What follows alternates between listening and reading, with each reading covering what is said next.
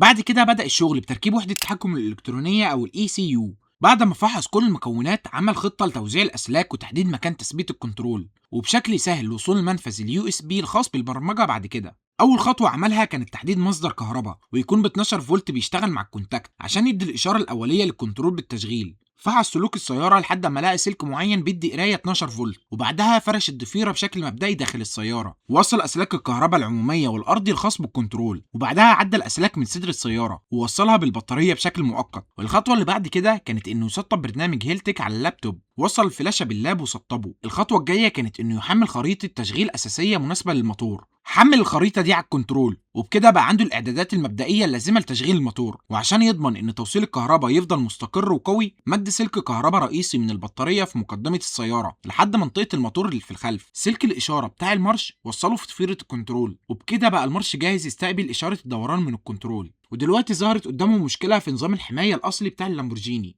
العربية كان بترفض تفتح كونتاكت بشكل كامل لأنها مش لاقية المكونات الأصلية بتاعتها، وعشان يعرف يحل المشكلة دي لازم يجرب وحدة تحكم في جسم العربية وقارئ شفرة المفتاح والمفتاح نفسه. وبعد تجارب كتير عرف إن لازم المفتاح يكون متبرمج على وحدة BCM2 عشان الدايرة تكتمل، والنظام محتاج يحس بوجود ECU أصلي عشان يسمح بفتح الكونتاكت. وبعد كده وصل دواسة البنزين الأصلية بتاعت اللامبورجيني، وحدد وظيفة الست أسلاك في فيشة الدواسة ووصلها مباشر في ضفيرة هالتك. بعد التوصيل عمل معايرة للدواسة. العملية دي بتضمن إن الكنترول فاهم بالظبط مدى حركة الدواسة من 0% ل 100%. وبعد المعايرة ظهرت قراية سليمة ومتغيرة لوضع الدواسة. الخطوة اللي بعد كده كانت تعديل الضفيرة، وبسبب تركيب الماتور والمانيفولد بشكل معكوس عن الوضع الطبيعي، ضفيرة هالتك كانت محتاجة تعديلات عشان توصل لكل الحساسات بشكل سليم ومنظم. فك تغليف الضفيرة وطول أسلاك الحساسات وطيبها تاني عشان يضمن العزل. بعد كل شغل الكهرباء ده كان محتاج يتأكد إنه ماشي تمام، وهيتأكد من ده بتدوير الموتور بالمارش. وصل زر تشغيل مؤقت واتك على الزرار وفعلا المارش اشتغل.